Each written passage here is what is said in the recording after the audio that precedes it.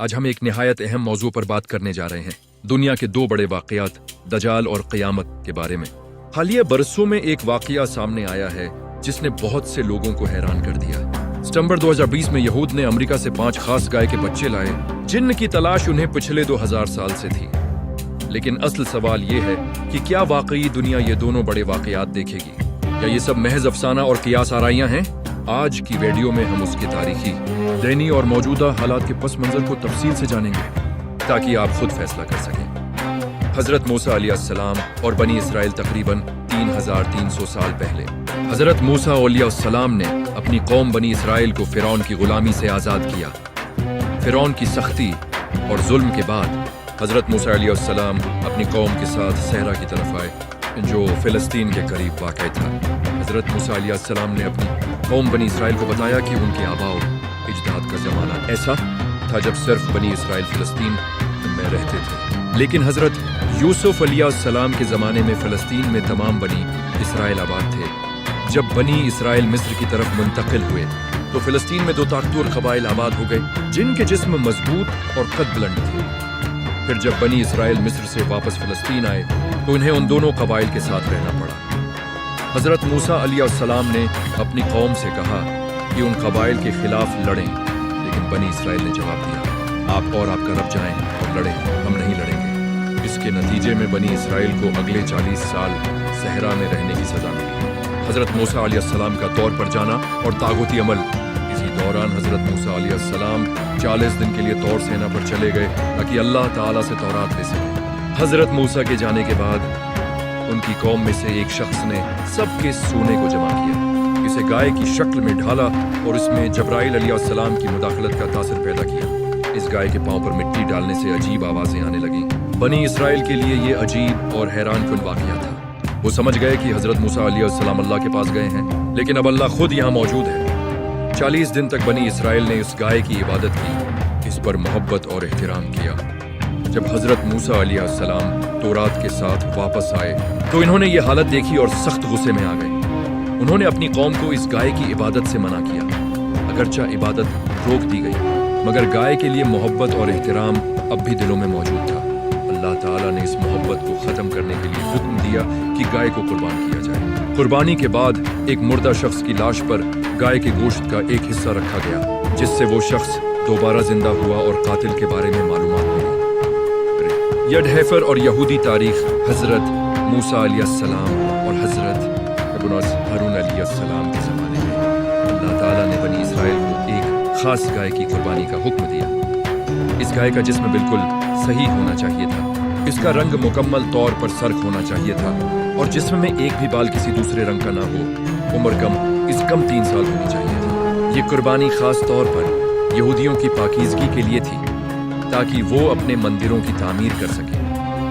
یہودیوں کے مطابق جو شخص کسی مردہ جسم کو چھولے وہ نجس ہو جاتا ہے اور اس کی نجاست دوسرے لوگوں تک بھی پہنچ جاتی ہے۔ اس نجاست سے پاک ہونے کا واحد طریقہ ریڈ ہیفر کی قربانی اور اس کی راکھ کو پانی میں ملا کر طہارت حاصل کرنا تھا۔ یہی وجہ ہے کہ یہودی فلسطین میں ریڈ ہیفر کی تلاش میں لگے رہے تاکہ وہ تیسرے اور آخری مندر کی تعمیر کر سکیں۔ تاریخی طور پر حضرت موسیٰ علیہ السلام اور حضرت ہارون علیہ السلام نے پہلی قربانی انجام دی۔ اس کے بعد اگلی نسلوں نے فلسطین پر قبضہ کیا اور اسرائیل کی فوج قائم کی۔ حضرت داؤد علیہ السلام نے دشمن کے سب سے طاقتور بادشاہ جالوت کو ایک ہی پتھر سے ہلاک کیا اور اللہ تعالی نے انہیں اپنا نبی بنایا۔ حضرت سلیمان علیہ السلام نے اس سلطنت کو مزید مضبوط کیا اور یروشلم میں بہت بڑا مندر تعمیر کیا جسے مندر سلیمان کہا جاتا ہے۔ یہاں بنی اسرائیل اللہ تعالیٰ کی عبادت کرتے اور اپنے آپ کو پاک کرتے۔ جن افراد کی نجاست باقی رہتی وہ مندر میں داخل نہیں ہو سکتے تھے۔ دجال صرف 2 مخصوص حالات میں ظاہر ہو سکتا ہے۔ پہلا یہ کہ اگر دجال یہودیوں کے لیے آئے تو قدرتی طور پر امام مہدی اور حضرت عیسیٰ علیہ السلام بھی اس کے مقابلے میں آئیں گے۔ اس وقت مسلمانوں کو ان کے ساتھ شامل ہونا پڑے گا تاکہ دجال اور اس کی فوج کے خلاف لڑائی ہو سکے۔ دوسرا، ایک حدیث میں آیا ہے کہ جب مہدی مکہ مکرمہ آئیں گے تو مشرق سے مسلمانوں کو مدد کے لیے بلایا جائے گا۔ ایک فوج سیاہ پرچموں کے ساتھ باہر نکلے گی اور امام مہدی اس فوج کے ساتھ یروشلم کو فتح کریں گے۔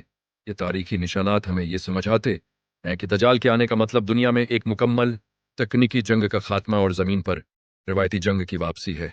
आज की दुनिया में जदीद हथियार, केमियाई जंग और फजाई तकनीकें हैं, लेकिन दजाल का मुकाबला सिर्फ इस वक्त मुमकिन होगा जब दोनों फरीकों की ताकत बराबर हो। हजरत खालिद बिन वलीद रद्दी अल्लाह अन्हु की तमाम जंगें भी इसी उसूल पर मबनी थीं।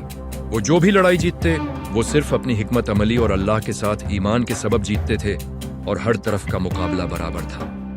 अगर वो किसी जदीद हथियार के मुकाबले में होते तो नतीजा मुख्तलिफ होता। मौजूदा दौर में जंग की तैयारी आज की टेक्नोलॉजी की दुनिया में हर काम बटन दबाने से होता है, मगर दज्जाल के खिलाफ लड़ाई में जमीन पर रिवायती जंग ही होगी। दोनों जानिब ताकत की मुसावात जरूरी है। ये भी हदीस से मालूम होता है कि दज्जाल के आने के बाद दुनिया दोबारा एक पुरानी दौर की तरह हो जाएगी, जहां जमीन पर फौजी लड़ाइयां होंगी। इसलिए ये कहना कि 2022 के रेड हेफर या दीगर वाकयात के बाद क़ियामत करीब है, महज क़ियास आराई है। मुसलमानों के पास इतनी फौजी ताकत, हथियार और तकनीकी वसाइल होना जरूरी है कि वो दज्जाल और उसकी फौज का मुकाबला कर सकें। तारीख हमें ये सबक देती है कि हर दौर में अल्लाह ताली की हदायत और सब्र से ही मुश्किलात का मुकाबला मुमकिन है। बनी इसराइल के ज़माने में रचा उनके पास तौरात और नबी थे, मगर उनकी नाफरमानी और सुस्ती ने उन्हें मुश्किलात में डाल दिया। इसी तरह आज के मुसलमान भी अगर दज्जाल या क़यामत के निशानात देखकर खौफजदा हो जाएं और बगैर तहकीक क़ियास आराई करें तो ये उनके ईमान के लिए नुकसानदेह हो सकता है। हमें सब्र, इल्म और हदायत पर तवज्जो देनी चाहिए। हदीस में आया है कि क़यामत के करीब मुसलमानों के दिलों में ईमान मजबूत होना चाहिए।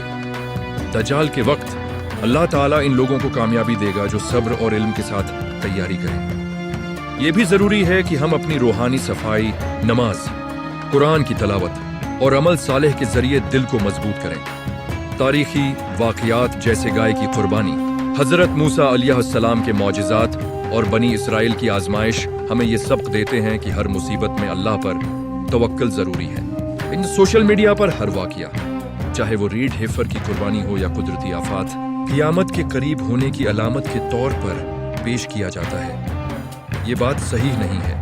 दज्जाल का ज़ुहूर सिर्फ इस वक्त होगा जब मुसलमान पूरी तरह तैयार हों और ज़मीन पर रिवायती जंग मुमकिन हो। इसके बगैर दुनिया में दज्जाल के ज़ुहूर का कोई अमकान नहीं। ये भी याद रखें कि अल्लाह ताली की मर्जी के बगैर कोई भी वाकया, चाहे वो कदीम पेशगोई हो या जदीद ज़माने का वाकया, दुनिया के इख्तिताम का सबब नहीं बन सकता। तारीख, हदीस और कुरान की तालीमात हमें ये सिखाती हैं कि खौफजदा होने की बजाय इल्म हासिल करें, सब्र करें और अल्लाह की हदायत पर अमल करें। हकीकी तैयारी ईमान, अमल सालेह और रूहानी ताकत में है। आज हमने एक निहायत अहम मौजू पर बात की। हमने देखा कि दज्जाल और क़यामत के वाकयात के बारे में तारीख, कुरान और हदीस में क्या कहा गया है। हजरत मूसा अलैहिस्सलाम की कौम बनी इसराइल की आजमाइश, गाय की कुर्बानी और रेड हेफर की कुर्बानी की तारीख हमें ये सबक देती है कि अल्लाह ताला की हदायत और सब्र से ही मुश्किलात का मुकाबला मुमकिन है। 2022 में रीड हेफर के अमेरिका से इसराइल लाने के वाकयात ने सोशल मीडिया पर हलचल मचाई और कुछ लोगों ने क़यामत करीब होने का दावी किया। लेकिन हकीकत ये है कि दज्जाल सिर्फ इस वक्त जाहिर होगा जब मुसलमान पूरी तरह तैयार हों और ज़मीन पर रिवायती जंग के लिए ताकत मौजूद हो। हमारे लिए सबक ये है कि खौफजदा होने की बजाय इल्म हासिल करें, रूहानी तैयारी करें और अपने ईमान को मजबूत करें। ये तारीखी और दीनी वाक़यात हमें याद दिलाते हैं कि अल्लाह पर तवक्कुल और अमल सालेह की अहमियत हर दौर में बरकरार है। आखिर में हमें ये भी याद रखना चाहिए कि अल्लाह ताला की मर्जी के बगैर कोई भी वाक़या, चाहे वो कदीम पेशगोई हो या जदीद दौर का वाक़या, दुनिया के अख्तिताम का सबब नहीं बन सकता। हमारी जिम्मेदारी सिर्फ इल्म, ईमान और अमल सालेह के जरिए तैयारी करना